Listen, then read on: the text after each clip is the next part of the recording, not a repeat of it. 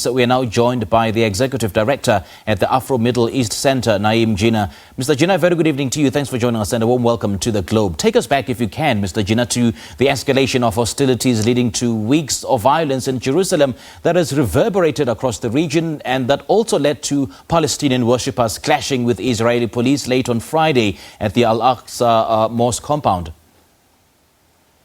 Well, I think firstly, we really need to get our terminology correct.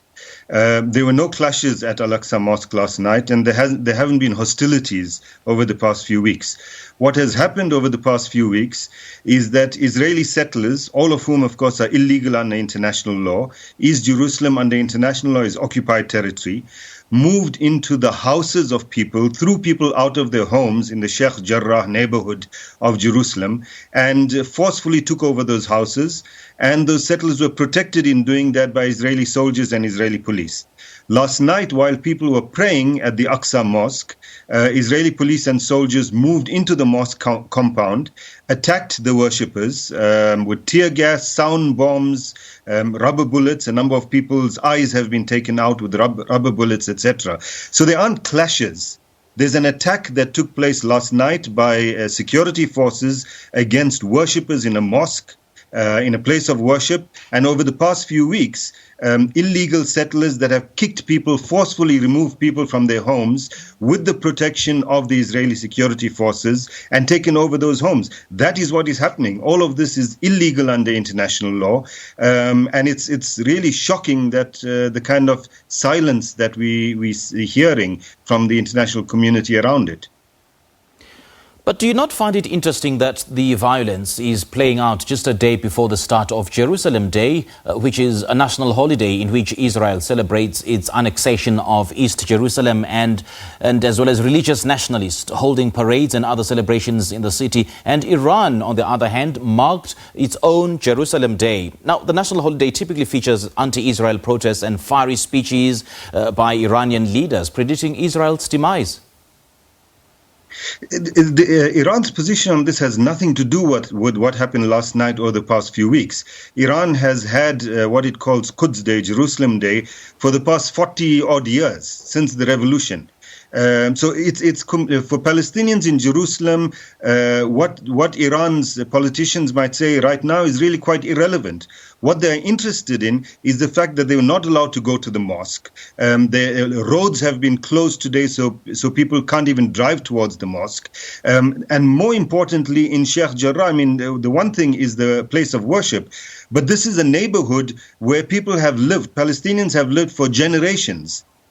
People who are living there now, their great-grandparents lived in those homes, and they are forcefully being removed from those homes and replaced by settlers. This is the issue. It's got nothing to do with Jerusalem Day. It's got nothing to do with the Iranians. It's about the occupation forces that are forcefully removing people from their homes and preventing people from praying in a place of worship. I mean, this is the basic thing. To talk about clashes and violence, etc., is really obfuscating the real issue here.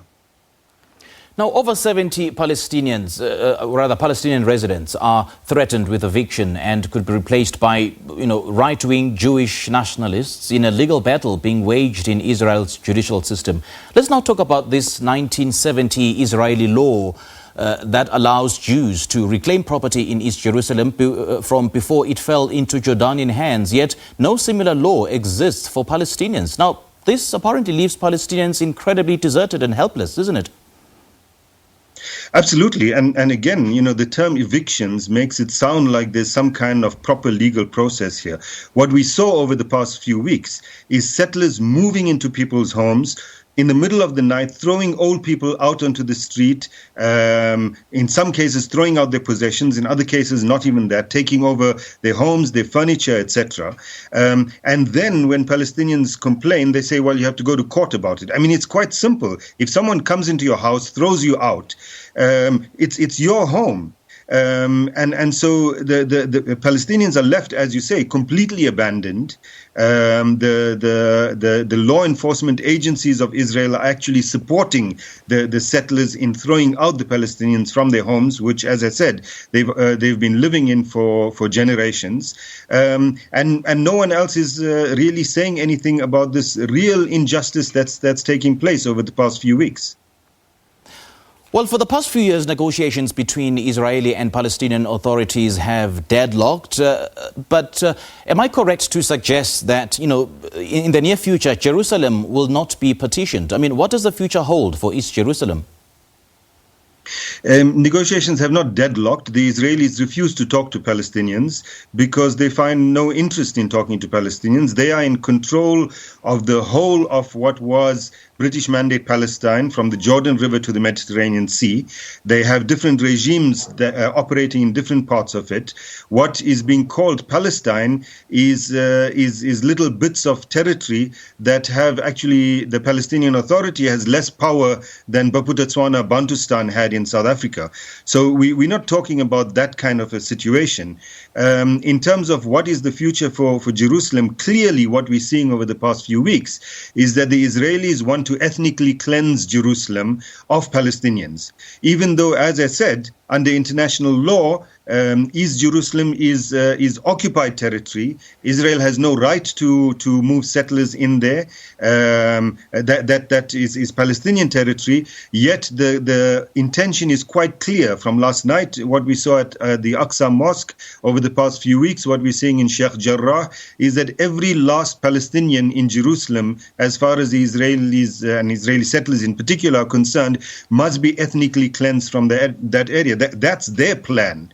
The question is, what is the plan of the international community in terms of international law? How are they going to protect people that are being removed from their homes, whose homes are being stolen, whose territory is being stolen and has been stolen for the past 70-odd years? This is a challenge for the international community, the United Nations, the ICC, etc., and countries like South Africa that need to stand up and be counted at a time when this gross violation is taking place. Does Israel have the right to continue talking about governance and sovereignty without taking responsibility and addressing the neglect in the East? You mean in East Jerusalem? Look, Israel has no right to talk about governance, justice, etc., as long as it continues occupying the West Bank, which includes East Jerusalem, as long as it continues its siege on Gaza, which has been in place since 2007, which doesn't allow people or goods to move back and forth. Even within Israel itself, the apartheid policies against Palestinians who are citizens of Israel. What is quite clear is that what we have in that context, from, as I said, the Jordan River to the Mediterranean Sea, is a state, the Israeli state, which imposes its control over 5 million or 6 million Palestinians in that area in differing ways, depending on whether they're in Gaza, West Bank, Jerusalem, or in the rest of Israel, but always in ways that are discriminatory. I mean, this is why Human Rights Watch came out with a report last week that says that basically that Israel is an apartheid state, that its practices in the occupied territories as well as its practices within Israel are apartheid practices in terms of the International Convention on Apartheid.